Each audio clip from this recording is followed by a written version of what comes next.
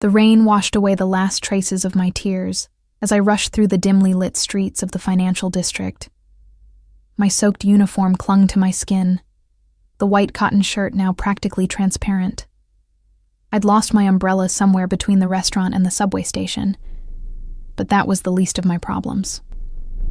Being fired from my third job in 2 months felt like the universe was deliberately trying to break me. 3 weeks' worth of rent, I muttered, mentally calculating how long I could survive on my meager savings before I'd have to call my mother, something I'd sworn never to do again. Not after everything. The elegant restaurant where I'd been working as a waitress glowed behind me, its warm lights spilling onto the wet pavement like liquid gold. Salvatore's was the kind of place where a single meal cost more than what I made in a day. The kind of place where people like me served people who would never know what it felt like to check their bank account with their heart in their throat. My boss's words still rang in my ears. "I'm sorry, Ellie, but you broke a $600 bottle of wine. We can't afford your clumsiness." What he didn't know was that the bottle had slipped from my trembling hands because I'd spotted him at table 7. The man I'd been avoiding for months, my daughter's father. The man who'd disappeared when I told him I was pregnant, only to return a year later demanding to see his child after deciding fatherhood might suit him after all.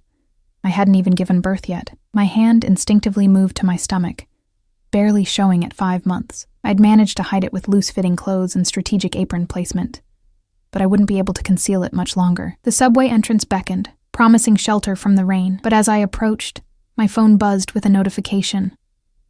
Another email from my landlord about the rent increase. I didn't need to read it to know what it said.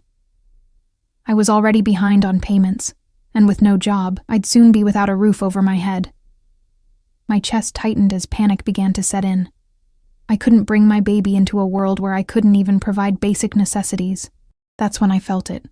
A strange sensation, like someone was watching me. I turned around, scanning the nearly deserted street. Through the curtain of rain, I noticed a sleek black car idling across the road, its windows tinted too dark to see inside. Something about it made the hair on the back of my neck stand up. It had been there when I'd left the restaurant, and it was still there now, engine running, like a predator waiting for the right moment to strike. I hurried down the subway steps, nearly slipping on the wet tiles. The fluorescent lights buzzed overhead, casting a sickly pale glow over everything. I swiped my transit card, one of my last few rides before I'd need to reload it with money I didn't have. The platform was almost empty at this hour. A homeless man dozed on a bench, surrounded by plastic bags of belongings. A young couple stood wrapped in each other's arms near the edge, whispering and giggling. And at the far end, a man in an expensive suit checked his watch, radiating impatience.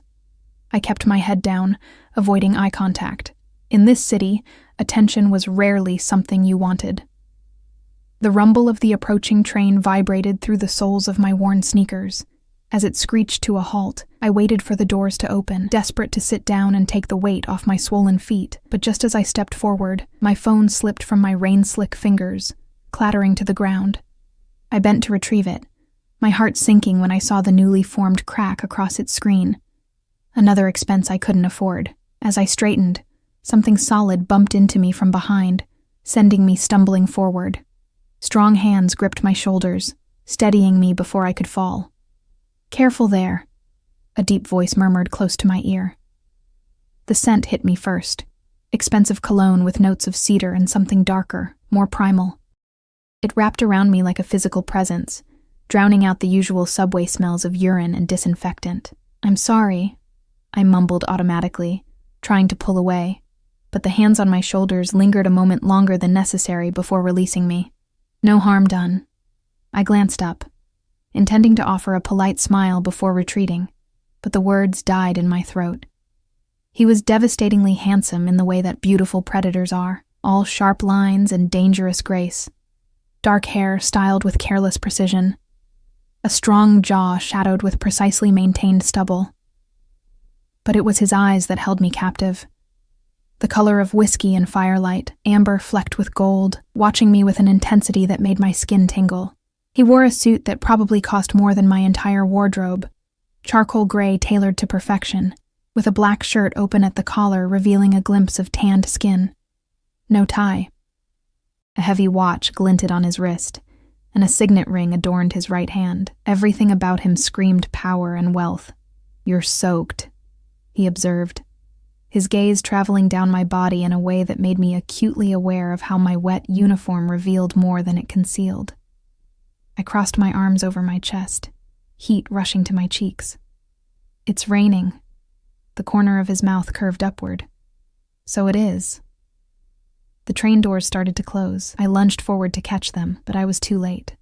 They shut with a definitive thud, and the train pulled away, leaving me stranded on the platform with the beautiful stranger.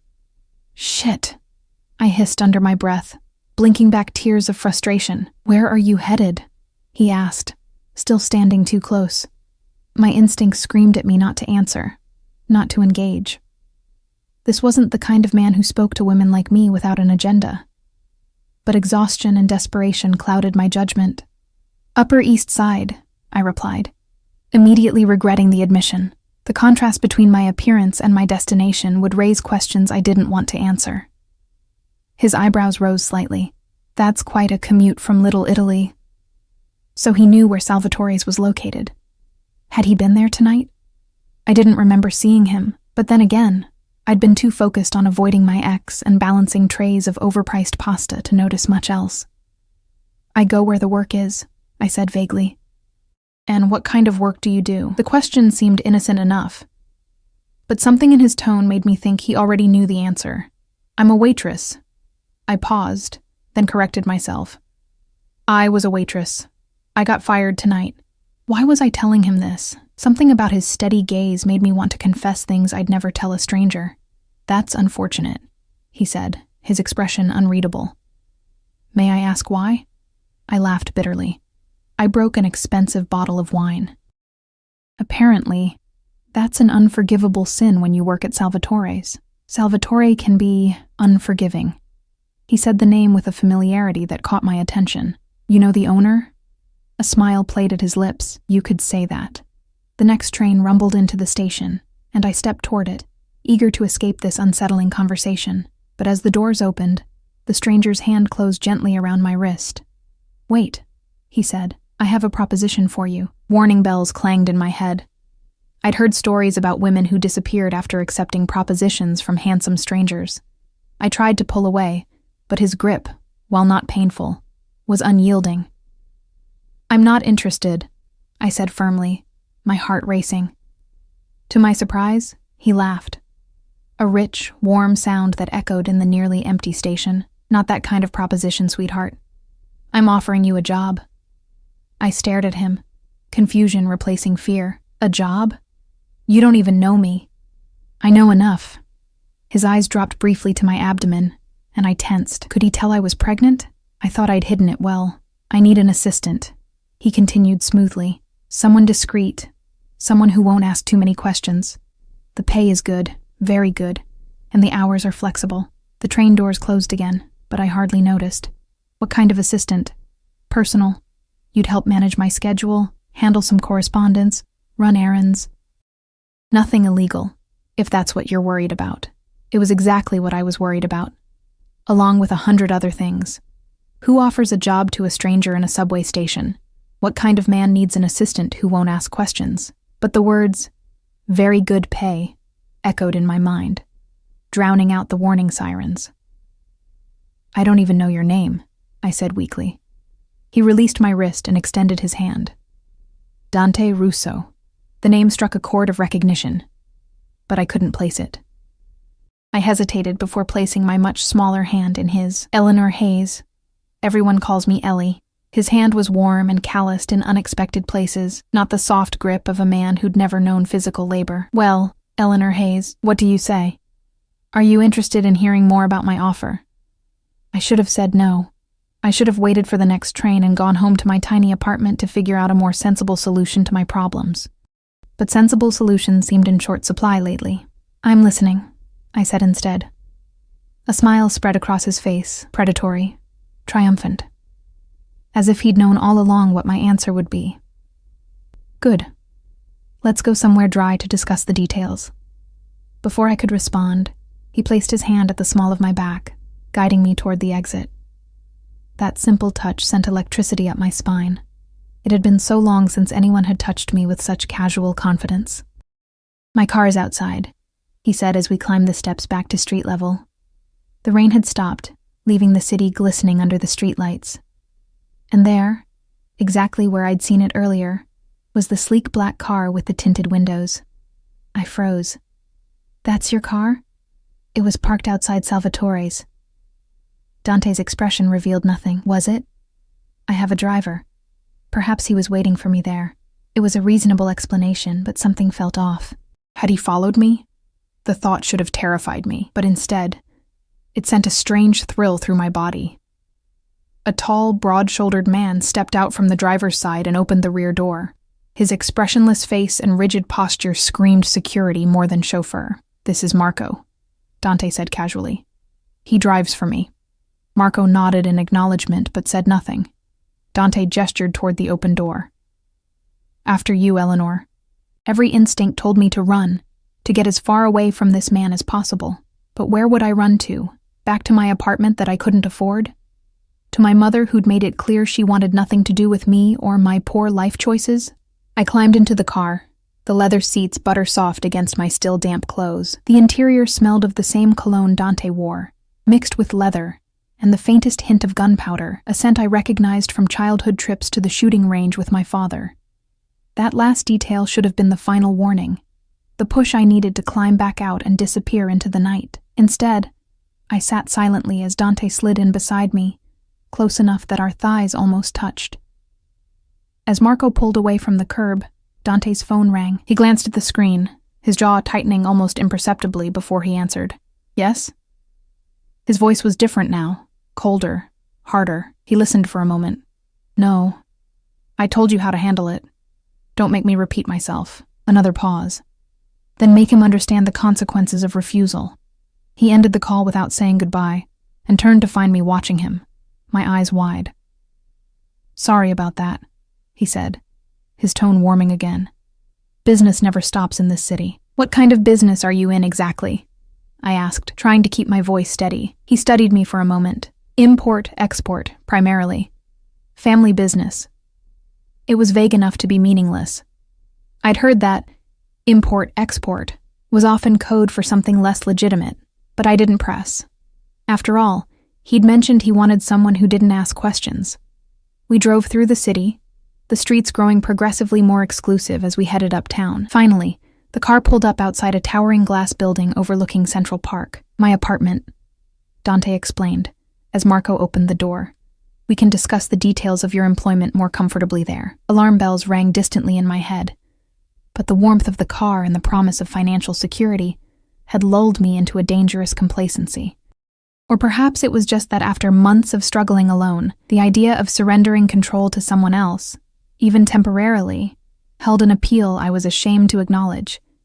I stepped out of the car, looking up at the gleaming tower. How many rent payments would a single apartment in this building cost? 50? 100? "You're playing with fire, Ellie," whispered a voice in my head that sounded suspiciously like my mother's. But I'd been cold for so long that even fire seemed welcoming. As we entered the lobby, the concierge nodded respectfully to Dante. "Good evening, Mr. Russo." "Evening, James. No visitors tonight." "Very good, sir." Dante guided me toward a private elevator at the back of the lobby, his hand returning to the small of my back with that same casual possessiveness. The doors closed, and we began to ascend. The mirrored walls of the elevator reflected us from every angle. Me, small and bedraggled in my waitress uniform, and him, tall and imposing in his perfect suit. "You're quiet," he observed, watching me through the mirror. I met his gaze in the reflection. "I'm trying to figure out why a man like you would offer a job to someone like me." "Someone like you." His eyebrow arched. "And what kind of person do you think you are, Eleanor Hayes?" The question caught me off guard. What kind of person was I? A struggling single mother-to-be? A college dropout? A disappointment to my family? "I'm nobody," I said finally. "Just another person trying to survive in this city." Something darkened in his eyes. "You're not nobody." The elevator stopped with a soft ding, opening directly into a stunning penthouse apartment. Floor-to-ceiling windows showcased a breathtaking view of Central Park and the city skyline. The space was decorated in shades of gray and black, with occasional splashes of deep red. Modern, masculine, and undeniably expensive. I stood frozen in the elevator, suddenly very aware of what I was doing. I'd gotten into a car with a stranger. I'd come to his apartment. Alone. Second thoughts? Dante asked, holding the door open. This is crazy, I whispered. I don't know you. His smile was slow and deliberate. But you want to, don't you? Otherwise you wouldn't be here. He was right. And that terrified me more than anything else. I did want to know him, this dangerous, beautiful man who'd appeared like some dark guardian angel, just when I needed saving the most. I stepped into his domain, feeling like I'd crossed some invisible threshold from which there was no returning. Welcome to my home, Eleanor, he said, his voice dropping to a lower register that sent shivers down my spine. Now, let's talk about your future. As the elevator doors closed behind me, I couldn't shake the feeling that I'd just made a deal with the devil himself, but as his amber eyes held mine, I realized that even knowing what I know now, I'd still make the same choice, because some fires are worth getting burned for. Dante's penthouse felt like another world, one where gravity worked differently and air cost money to breathe. I stood awkwardly near the elevator, afraid to touch anything, while he moved with easy confidence through the space, shedding his suit jacket and draping it over a sleek leather chair. Would you like something to drink? He asked, heading toward a bar that gleamed with crystal decanters. Water? Wine? Something stronger? Just water, please. My throat was suddenly parched. The reality of my situation, standing in a stranger's luxury apartment after dark, was finally catching up to me. He poured water into a crystal glass for me and some amber liquid. Whiskey, probably, for himself. When he handed me the glass, our fingers brushed, and I nearly jumped at the contact. Relax, Eleanor, he said, amusement playing at the corners of his mouth. If I wanted to hurt you, I wouldn't have brought you to my home. Somehow, that wasn't as reassuring as he might have intended. Please, sit. He gestured toward a massive sectional sofa facing the windows. I perched on the edge of the couch, feeling like an intruder in this pristine space. My damp clothes were probably ruining the expensive fabric. Dante didn't sit beside me as I'd expected. Instead, he moved to stand by the windows, looking out at the glittering city below.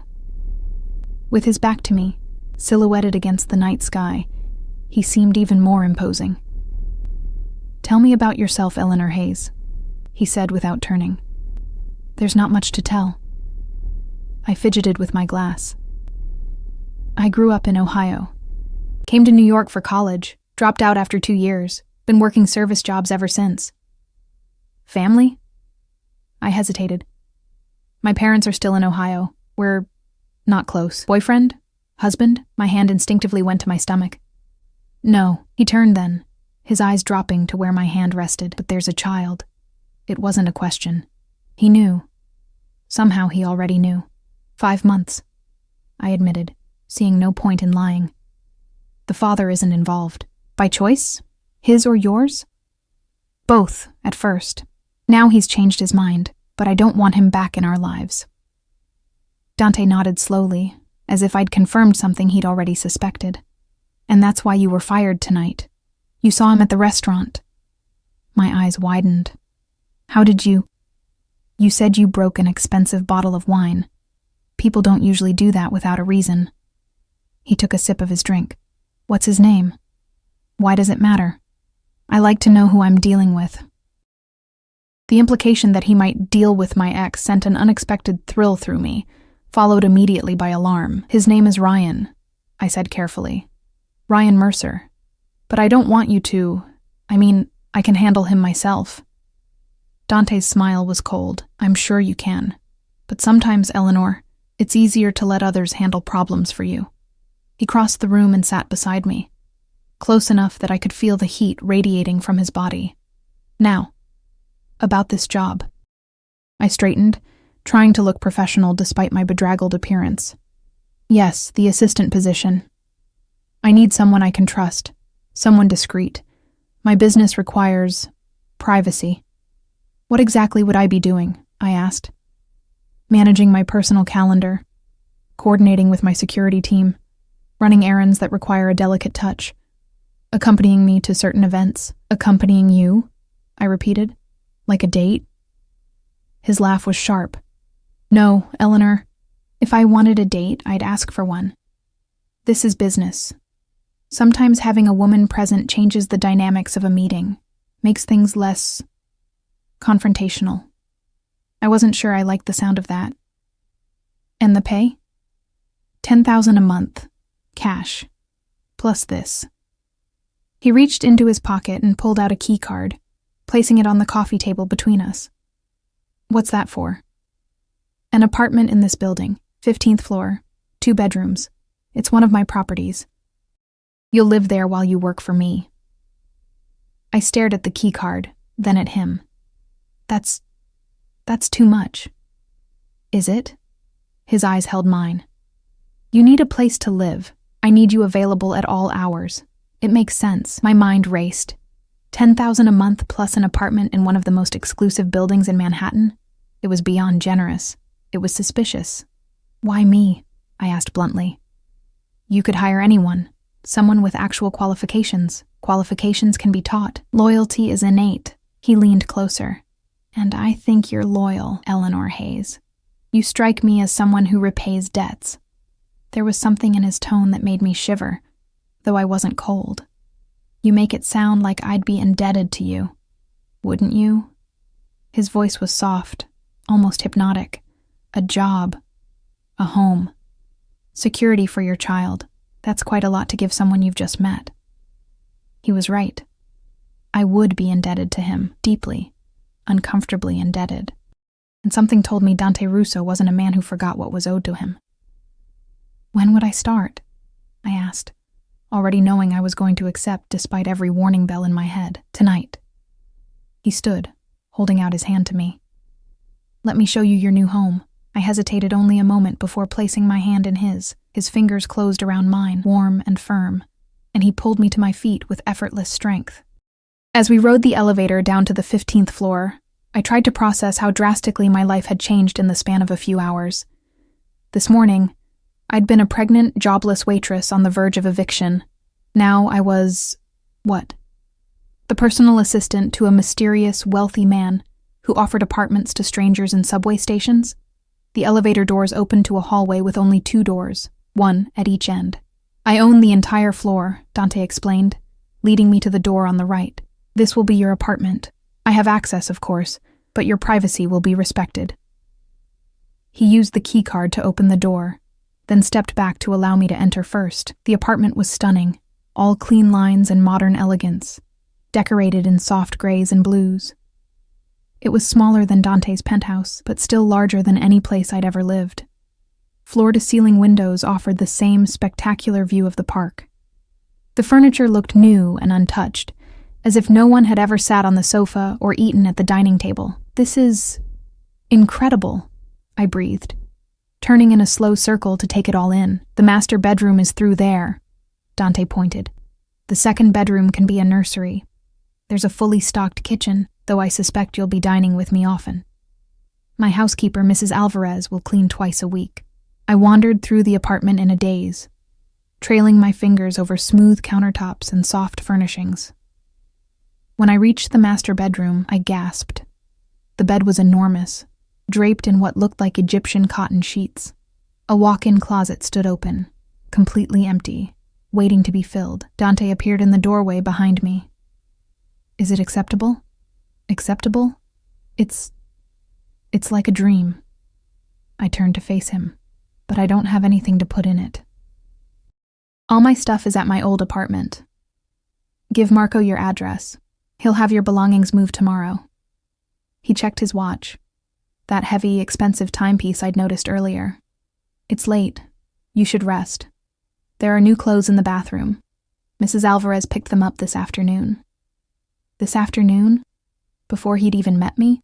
You planned all this, I said, realization dawning. Meeting me at the subway wasn't an accident. Something flashed in his eyes, approval, perhaps. Very good, Eleanor. No, it wasn't an accident. How did you know about me? Why me? He stepped closer, close enough that I had to tilt my head back to maintain eye contact. Let's just say I've been aware of you for some time. Your situation interested me. My situation? I repeated. You mean being pregnant and desperate? I mean being resilient and proud despite facing adversity. His hand rose to my face, his thumb lightly tracing my cheekbone. You remind me of someone I once knew. The touch was electric, sending warmth cascading through my body.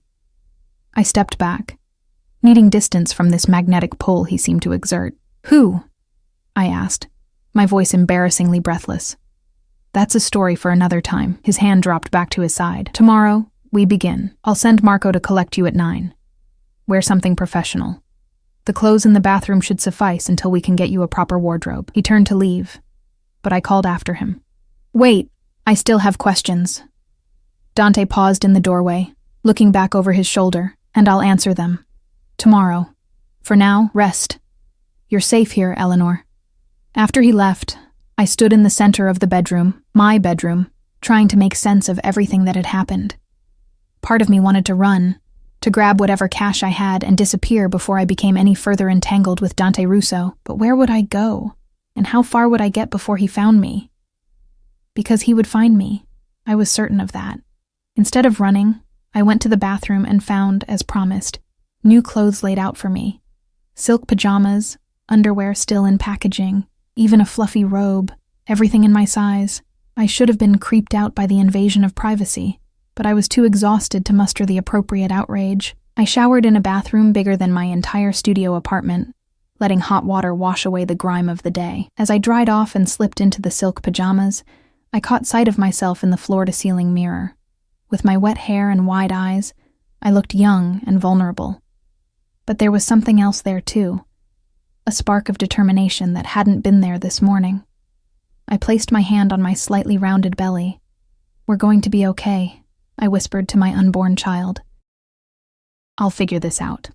But as I climbed into the ridiculously comfortable bed and sank into sheets that probably cost more than a month's rent at my old place, I couldn't shake the feeling that I'd just made a deal that would be impossible to escape. In my dreams that night, I was running through endless corridors, pursued by a shadow with amber eyes. No matter how fast I ran, it stayed right behind me, whispering, "You shouldn't play with fire, Eleanor." But even in the dream, I knew I already was.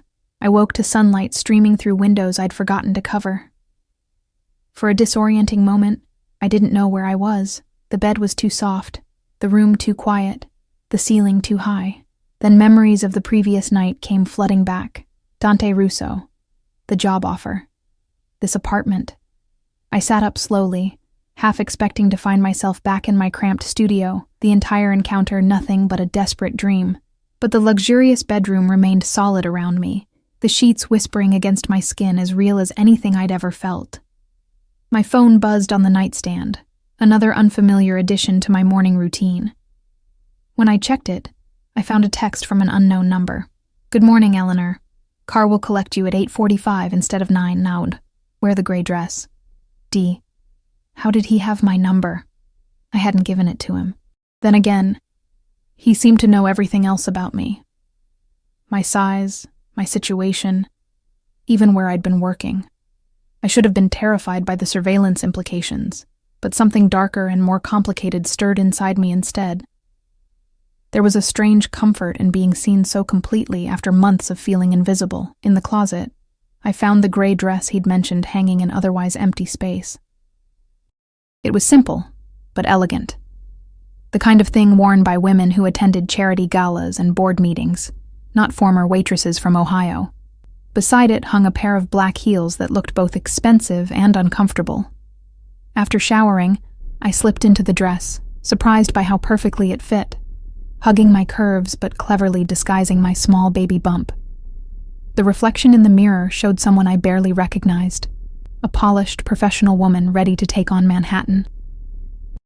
"Not bad for someone who got fired yesterday," I murmured to my reflection. At precisely 8:45, my phone buzzed again, waiting downstairs. Marco.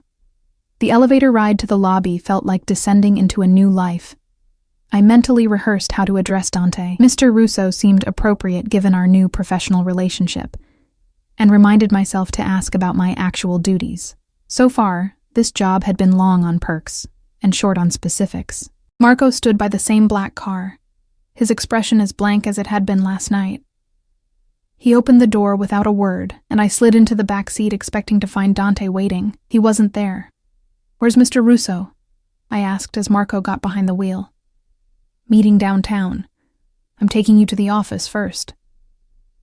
I didn't know Dante had an office. Then again, there was a lot I didn't know about my new employer. We drove in silence, weaving through morning traffic with the practiced ease of someone who'd done this route countless times. I watched the city transform around us, from the manicured elegance of the Upper East Side to the towering glass canyons of Midtown, and finally into the more historic architecture of the financial district. The car pulled up outside an understated building with no company name displayed. Marco led me through a private entrance and into an elevator that required a key card. We rode to the top floor in silence. When the doors opened, I expected a typical corporate office: cubicles, conference rooms, perhaps a reception desk. Instead, I stepped into what looked more like an exclusive club. Dark wood paneling, leather furniture, and subtle lighting created an atmosphere of masculine luxury. A few well-dressed men sat in conversation, falling silent as Marco led me through. Their eyes followed me, assessing, curious, and in some cases openly appreciative. I straightened my spine and lifted my chin, refusing to be intimidated. Marco stopped before an ornate wooden door and knocked once before opening it. "Ms. Hayes is here, sir." Dante sat behind a massive desk, phone to his ear, looking every bit the powerful executive in a charcoal suit and blood-red tie. He motioned for me to enter but continued his conversation. "I don't care what he thinks he's entitled to," he was saying, his voice hard as stone. "The terms were clear. If he can't honor them, then perhaps he needs a reminder of who he's dealing with." I stood awkwardly by the door, unsure where to look or what to do with my hands. The office was impeccably decorated, more art gallery than workplace, with what looked like original paintings on the walls and sculptures displayed in glass cases. "Have Vito pay him a visit," Dante continued. "Nothing dramatic, just enough to refresh his memory." He ended the call and finally looked up at me, his expression softening fractionally. "Eleanor, right on time." He gestured to a chair across from his desk. "Sit. We have a lot to cover." I sat, smoothing the gray dress over my knees. "Good morning, Mr. Russo." His mouth quirked in amusement. "Mr. Russo? Last night it was Dante. Last night I wasn't officially your employee." "Fair enough." He leaned back, studying me. "The dress suits you." "Thank you." I folded my hands in my lap to keep them from fidgeting. "I'm ready to learn about my duties." "Straight to business. I like that." He pushed a sleek laptop across the desk toward me. "This is yours. Everything you need to know about the day-to-day operations is on there. Calendar, contacts, security protocols." I opened the laptop, finding it already powered on and unlocked. The screen showed a meticulously organized calendar, filled with appointments and meetings. "You'll be responsible for managing my schedule, both business and personal, making reservations, coordinating with my security team, handling correspondence." He paused. "And occasionally attending meetings with me, as we discussed." I nodded, scrolling through the calendar. Most entries were vague: meeting with V, dinner at S, warehouse inspection, nothing that gave away the nature of Dante's business. "What exactly is it that you do, Mr. Russo?" I asked, looking up from the screen. Something dangerous flashed in his eyes. "I thought we established that you wouldn't ask too many questions." "I'm not asking about specific operations. I just want to know what kind of business I'm supporting." He studied me for a long moment. "Import-export, as I mentioned. Luxury goods primarily. Wine, art, specialty foods. My family has been in the business for generations." It sounded legitimate enough, but the way he said it, carefully controlled, revealing nothing, made me suspect there was more to it. "And these men outside?" I gestured toward the door. "Are they all part of your import-export business?" "They're associates. Some family, some not." He leaned forward. "You'll meet them all eventually. For now, just remember that they report to me, not the other way around." Before I could ask another question, the door opened without a knock. A tall, strikingly handsome man with the same amber eyes as Dante strode in, coming to an abrupt halt when he saw me. "Sorry, brother." Didn't realize you had company. His gaze traveled over me with undisguised interest. Very pretty company. Dante's expression hardened. Eleanor, this is my brother Lorenzo. Lorenzo, this is my new personal assistant, Ms. Hayes. Lorenzo's eyebrows shot up. Personal assistant? Is that what we're calling it now? Heat rushed to my face as I understood the implication. It's a pleasure to meet you, Mr. Russo, I said stiffly, extending my hand. He took it, his thumb brushing over my knuckles in a way that was definitely not professional. The pleasure is entirely mine, Ms. Hayes. That's enough, Lorenzo. Dante's voice cut like a blade. What do you need? Lorenzo released my hand reluctantly. The shipment from Sicily arrived. There's a discrepancy in the inventory. Dante's jaw tightened. I'll handle it. He turned to me. Eleanor, take the laptop to my private office next door. Review the calendar and familiarize yourself with the contacts. I'll join you shortly. I gathered the laptop, eager to escape the sudden tension in the room. As I passed Lorenzo, he winked at me, prompting a dark look from Dante that I pretended not to notice. The adjacent office was smaller but no less impressive. Floor-to-ceiling windows offered a view of the harbor, and the furnishings were more modern than in the main office. I settled at a sleek desk that I assumed was meant for me and opened the laptop again. The calendar was packed with appointments, many of them recurring. Weekly meetings with names like Gambino, Tartaglia, and Veneto. Something about those names tickled the back of my mind, but I couldn't place why they seemed familiar. The contacts list was equally cryptic. Hundreds of names, many with only initials or nicknames, each assigned a color code whose meaning wasn't explained. Red seemed to be reserved for family members, Dante, Lorenzo, and others sharing the Russo surname. Blue appeared to be business associates. Yellow, government officials. Green, I couldn't determine. I was so absorbed in trying to decode the system that I didn't hear the door open. When Dante spoke from directly behind me, I nearly jumped out of my skin. Finding everything all right, I turned to find him standing much closer than I expected, his expression unreadable. Yes, just trying to understand the organization system. You'll learn it quickly enough. He placed a hand on the back of my chair, leaning over me to look at the screen. His cologne enveloped me, that same intoxicating scent from last night. Red is family. Blue is business. Yellow is friends in useful positions. Green is potential problems. Problems? Competitors. Former associates who've become unreliable. His eyes met mine. People who might try to use you to get to me. A chill ran down my spine. Use me? Why would anyone do that? He straightened, moving around the desk to sit on its edge, facing me. Because that's what people do, Eleanor. They look for leverage, for weaknesses to exploit. And you think I'm a weakness? The idea was both flattering and terrifying. I think you could be, if I let you. His gaze was intense, searching.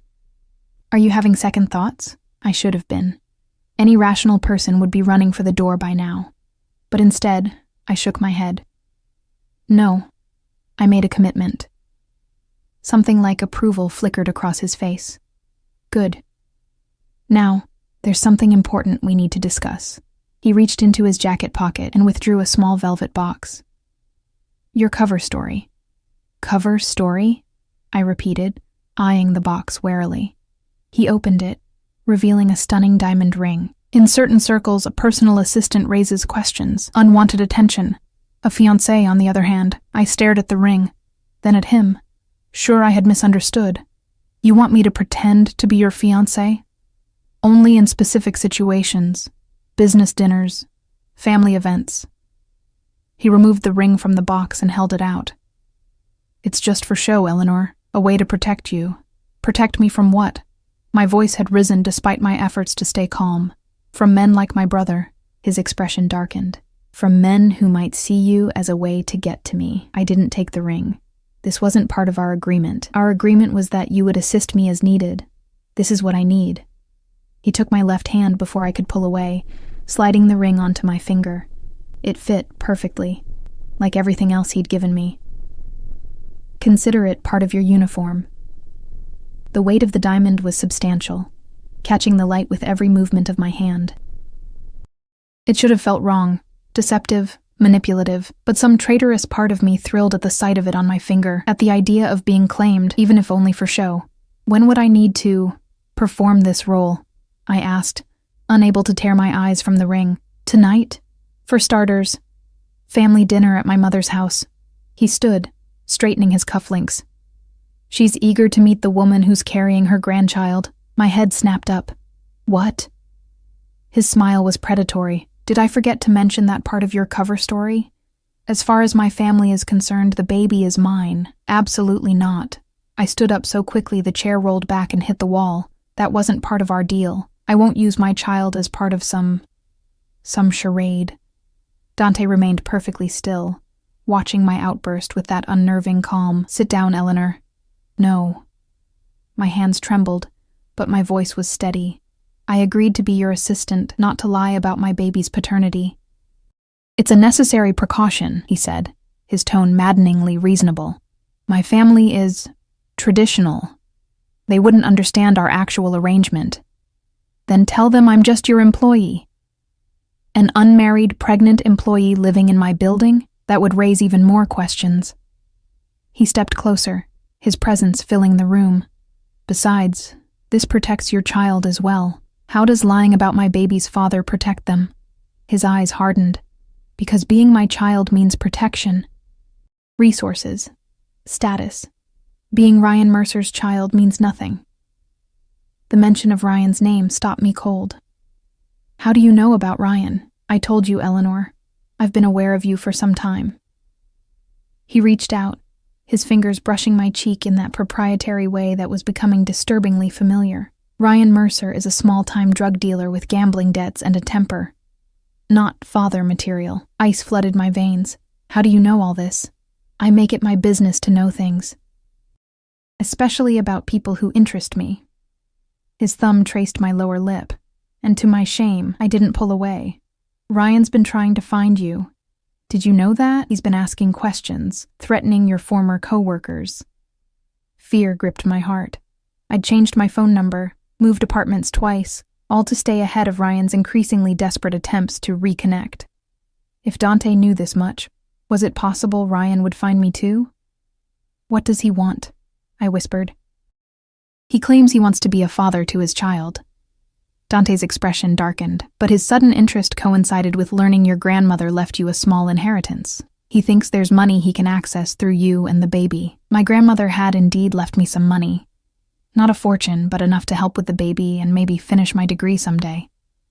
I hadn't touched it yet, saving it for emergencies. How could he possibly know about that?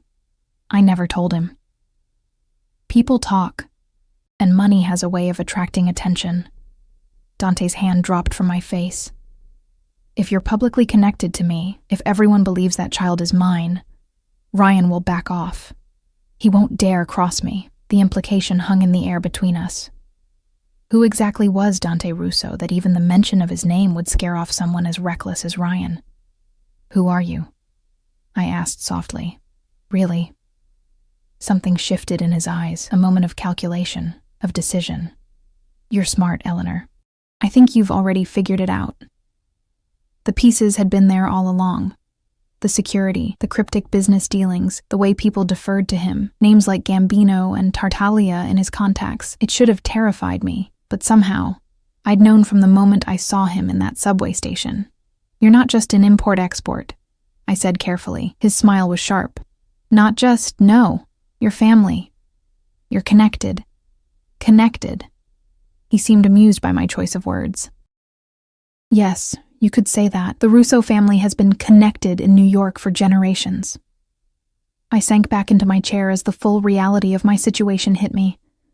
I was working for, living in a building owned by, wearing a ring given to me by a man who was almost certainly part of organized crime. Is this where you run? Dante asked, watching me closely. Now that you know? That was the rational response. To get as far away from him as possible. But where would I go? Back to my unaffordable apartment? Back to dodging Ryan and creditors? Back to struggling alone? No, I said finally, surprising us both. I'm not running. Relief flickered across his face, so brief I almost missed it. Good. Then we understand each other. I looked down at the diamond ring glittering on my finger. I'll play along with this. Engagement. But I need some ground rules. I'm listening. First, this is temporary. When the baby is born, we break up, and I go back to being just your assistant. He nodded slowly. Acceptable, though we'll need a believable reason for the separation. Second, I won't lie to my child. When they're old enough to understand, I'll tell them the truth about their father. And what truth is that? His voice was dangerously soft. I met his gaze squarely. That Ryan Mercer is their biological father, but that he wasn't ready to be a parent. Dante considered this for a long moment. Agreed, when the time comes.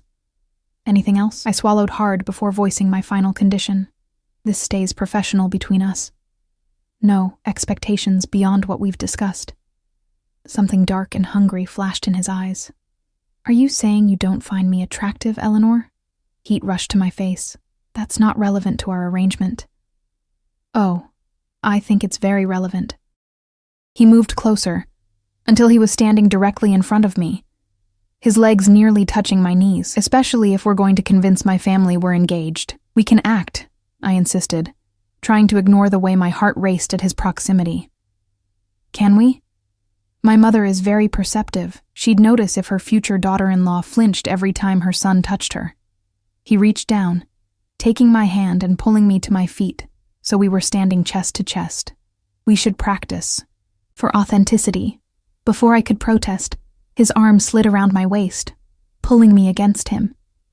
His other hand cupped my face, tilting it up toward his. For one breathless moment, I thought he was going to kiss me, and God help me, I wanted him to.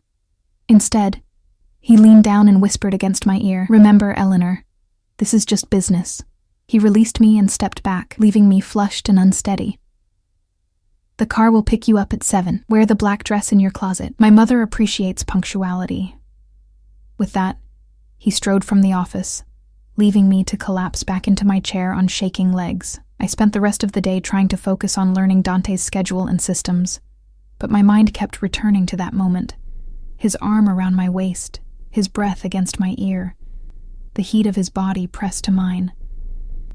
It had been a demonstration, a power play, nothing more. Yet I couldn't shake the feeling that something fundamental had shifted between us. At precisely 6 o'clock, my phone buzzed with a text. "Return to your apartment to prepare for dinner. The dress is laid out. D." Sure enough, when I arrived back at my apartment, it was still strange to think of the luxurious space as mine. A black cocktail dress was hanging on the bedroom door. It was elegant but understated, exactly the sort of thing a well-bred fiancé might wear to a family dinner. As I showered and dressed, I tried to prepare myself for the evening ahead. What kind of woman was Dante's mother? What would she expect from the woman supposedly carrying her grandchild? And how would I explain my obvious lack of knowledge about her son? The dress fit perfectly, of course. It skimmed over my curves and small bump without emphasizing or hiding my pregnancy. When paired with the modest heels and diamond ring, I looked like I belonged in Dante's world, or at least like I could convincingly fake it for an evening. My phone buzzed again at 6:55. Waiting downstairs. Not Marco this time, Dante himself. When I stepped out of the elevator into the lobby, I found him standing by the entrance, hands in the pockets of what was clearly an exceptionally expensive suit. His eyes traveled over me slowly, appreciatively, before meeting mine. "Perfect," he said simply. Outside, the now familiar black car waited, but no Marco in sight. "You're driving?" I asked, as Dante opened the passenger door for me. I always drive myself to my mother's house. He helped me into the car, his hand lingering on mine. Family tradition. Once we were driving through the city, Dante began briefing me on what to expect. "My mother's name is Sophia. She lives in the family home in Westchester. It was my father's before he passed 10 years ago." "I'm sorry," I said automatically. He glanced at me, something unreadable in his expression. "Don't be." He wasn't a good man. The blunt assessment surprised me. "And your mother?" "She's complicated. Traditional in some ways, surprisingly modern in others. She'll be polite to you, but reserve judgment until she decides if you're good enough for her son." "How did we meet?" I asked, realizing we needed a better story than the truth. "At Salvatore's. I saw you serving tables and was immediately taken with you." His mouth quirked. "That part's true enough. And our whirlwind romance, the quick engagement? We've been dating secretly for 6 months." The engagement happened when we found out about the baby. He reached over, his hand settling possessively on my knee. A surprise but happy accident. I tried not to react to his touch. Who else will be there tonight? Lorenzo, unfortunately. My younger sister Valentina, possibly my uncle Giorgio and his wife. His expression hardened slightly. Giorgio is my father's brother. He helps run certain aspects of the family business. Do they all know about me? The baby? They know I'm bringing my pregnant fiancé to meet the family. Details beyond that are none of their business. As we drove through the gates of what could only be described as an estate, my anxiety peaked. The house, mansion really, was an imposing stone structure set against manicured grounds illuminated by subtle landscape lighting. "Dante," I said, my voice tight with panic.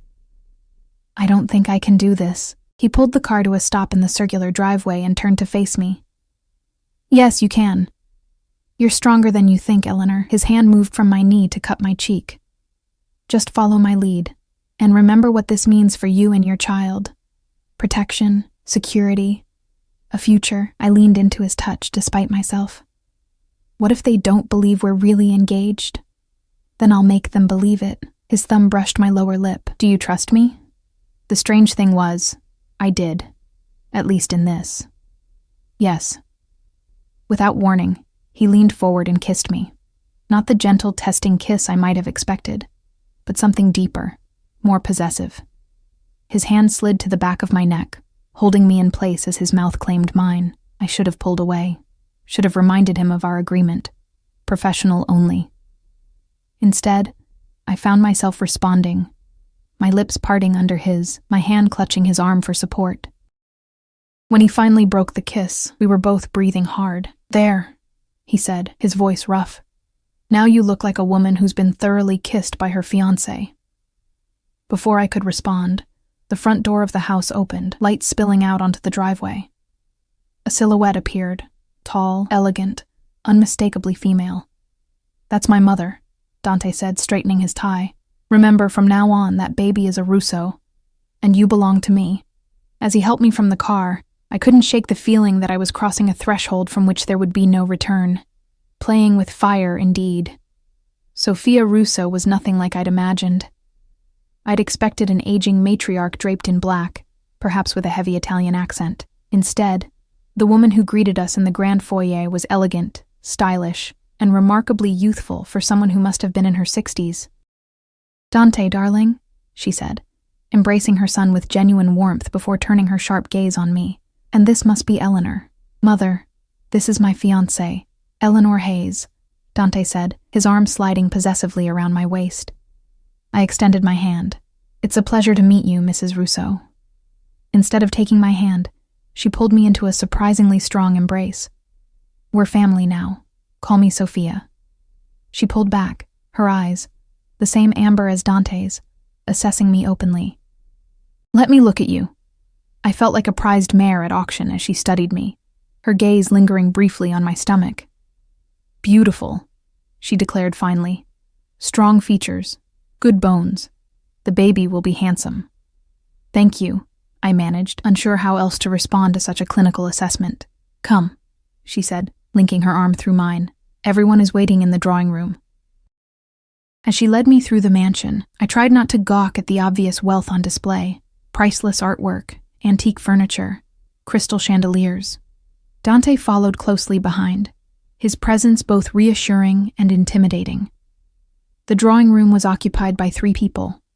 Lorenzo, lounging with a drink in hand, a striking young woman I assumed was Valentina, and an older man with hard eyes who could only be Uncle Giorgio. "Everyone," Sophia announced.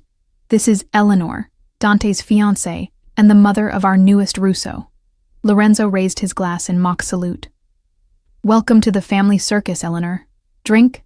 "She's pregnant, idiot," Valentina said, rising gracefully to greet me. Unlike her mother's warmth, her embrace was perfunctory. "Congratulations," she added, though her tone suggested it was anything but. Uncle Giorgio didn't bother to stand.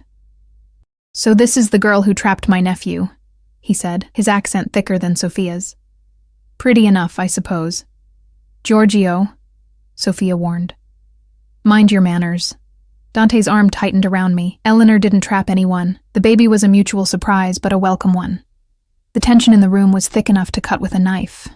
I could feel Valentina's resentment, Giorgio's suspicion, and Lorenzo's amusement, all directed at me. Sophia, apparently oblivious to the undercurrents, guided me to a sofa. "Sit, dear. You must be tired. Pregnancy is exhausting. I remember it well. 3 children nearly killed me." She shot a pointed look at Lorenzo. "Especially that one. Breech birth. 36 hours of labor. Always glad to make an entrance," Lorenzo quipped, refilling his glass. Dinner was served in a formal dining room that could have accommodated 20. I sat at Dante's right hand, with Sophia at the head of the table. The conversation flowed around me, much of it in Italian, which I didn't speak. Whenever I caught Dante's eye, he offered a reassuring smile, his hand occasionally covering mine on the table. "So, Eleanor," Giorgio said during a lull, "Dante tells us you were a waitress. At Salvatore's, was it?" The way he said it made it sound like I'd been working in a brothel. "Yes, that's where we met." "How romantic," Valentina drawled. "My brother, falling for the help." Dante's knuckles whitened around his fork. "Watch yourself, Valentina." "What?" she protested. "I'm only saying what everyone's thinking. She's pregnant with your child after what, 6 months of dating? And suddenly there's a ring on her finger?" "That's enough," Sophia said sharply. "Eleanor is carrying my grandchild. She will be treated with respect." I placed my hand on Dante's arm, feeling the tension in his muscles. "It's all right," I said quietly. "I understand their skepticism." It was a whirlwind romance. "See, even she admits it," Giorgio muttered. "Tell us, Eleanor," Lorenzo interjected, clearly enjoying the drama. "What was it about my brother that swept you off your feet? His charming personality, his winning smile, or perhaps his, substantial assets?" The innuendo wasn't subtle. "Actually," I said, surprising myself with my steady voice, "it was his kindness." The table fell silent, all eyes on me. "Kindness?"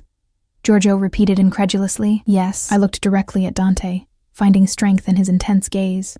"The night we met, I'd been fired. I was alone, pregnant, scared. Dante could have ignored me or taken advantage. Instead, he offered help with no strings attached. It wasn't entirely untrue. He had offered help when I needed it most, even if his motives weren't as pure as I was suggesting. He made me feel safe for the first time in months." I turned to face the table. "I know how this looks. Poor waitress snags rich businessman. Surprise pregnancy, quick engagement. But I'm not after Dante's money or his name. I just want to give my child the stability I never had growing up." The silence that followed was profound. Even Lorenzo seemed taken aback by my honesty. Sophia was the first to speak. "Well said, my dear." She raised her glass. "To Eleanor, and to my future grandchild. May they both bear the Russo name with pride." The toast was echoed around the table, though Valentina merely wet her lips without drinking. After dinner, while the men retreated to Dante's father's study for what Sophia called business talk, she led me to a sunroom filled with family photographs. "You handled yourself well tonight," she said, pouring tea from a silver service. "Better than I expected." "Thank you, I think." She smiled, the expression softening her aristocratic features. "It was a compliment. This family, it's not easy to marry into. The name comes with certain expectations, certain dangers." "Dangers?" I repeated, my hand instinctively moving to my stomach. "Don't play innocent, Eleanor. You're smarter than that." She handed me a cup of tea. "You know what my son is, what this family is." I hesitated, unsure how to respond. "It's all right," she said. "We don't speak of it directly. That's rule number 1. But I want you to understand what you're getting into." "I think I do," I said carefully. "No, you don't. Not yet." She sat beside me, her eyes, so like Dante's, fixed on mine. My husband was a monster, brilliant in business, ruthless with enemies, but a monster at home. He had Appetites. For violence. For other women. She sipped her tea. I endured it for my children. For the name. For the security it provided. I'm sorry, I said, genuinely moved by her candor. Don't be. When he died, I shed no tears. She set down her cup with a delicate clink. Dante is not He has his ruthlessness, his intelligence, but not his cruelty. Still, this life changes people, hardens them. Why are you telling me this? Because I see the way my son looks at you. She reached out, her cool fingers wrapping around my wrist. It's how his father once looked at me. Before the power consumed him, a chill ran through me. Dante and I. Our arrangement is, spare me the lies, child. Her grip tightened. I know my son didn't meet you 6 months ago. I know this engagement is sudden and convenient. What I don't know is whether you're good for him. I swallowed hard. I don't think anyone has worried about what's good for Dante in a long time. Her eyes widened in surprise, then crinkled with genuine amusement. Perhaps you understand more than I gave you credit for. She released my wrist. My son needs someone who sees him clearly. Not just the power, the name, the money, but the man beneath. I'm trying, I admitted.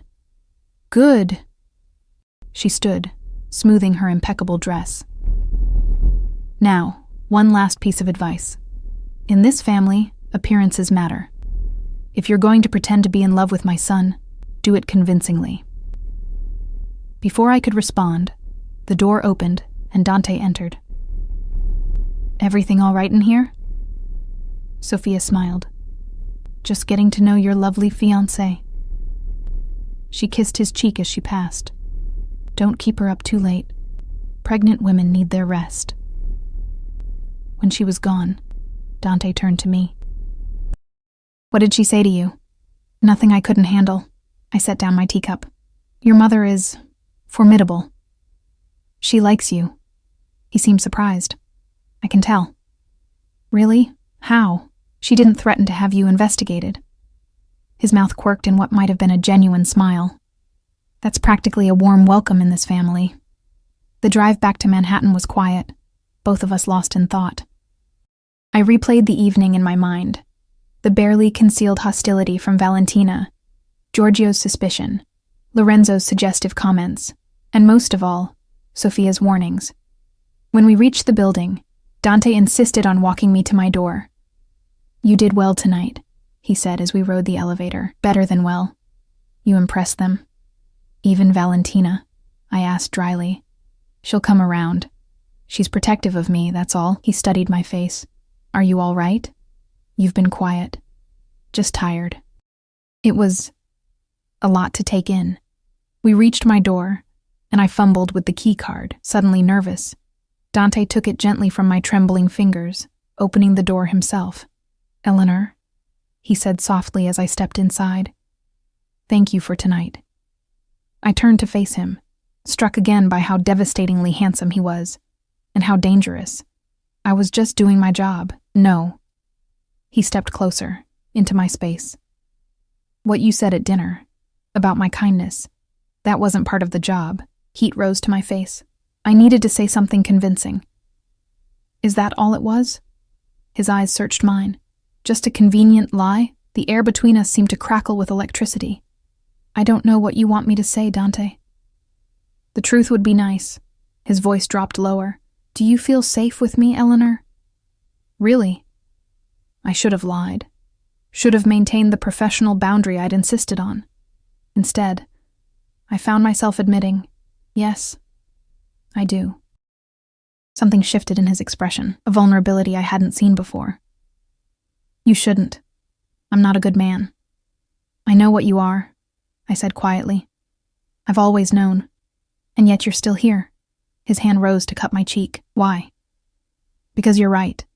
I do feel safe with you. Safer than I've felt in a long time. I closed my eyes briefly, leaning into his touch, and that terrifies me. His thumb traced my lower lip. Tell me to leave, Eleanor. Tell me this is just business, just a job, and I'll walk away right now. I knew I should. Knew that crossing this line would change everything. But as I looked into his amber eyes, I couldn't form the words. Instead, I rose onto my toes and pressed my lips to his. Unlike the calculated kiss in the car, this one started gentle, hesitant. His arms encircled me carefully, mindful of my pregnancy, drawing me against the solid warmth of his chest. When I parted my lips, inviting him deeper, he groaned, a sound of surrender that matched the collapse of my own resistance. "Eleanor," he murmured against my mouth, "you're playing with fire." I smiled, my fingers threading through his hair, "So I've been told." As he lifted me into his arms and carried me toward the bedroom, I knew there would be consequences for this choice. Dante Russo was dangerous, powerful, connected to a world I barely understood. But for tonight, at least, I would embrace the fire instead of fearing the burn, because sometimes the most dangerous path is also the one that leads you home.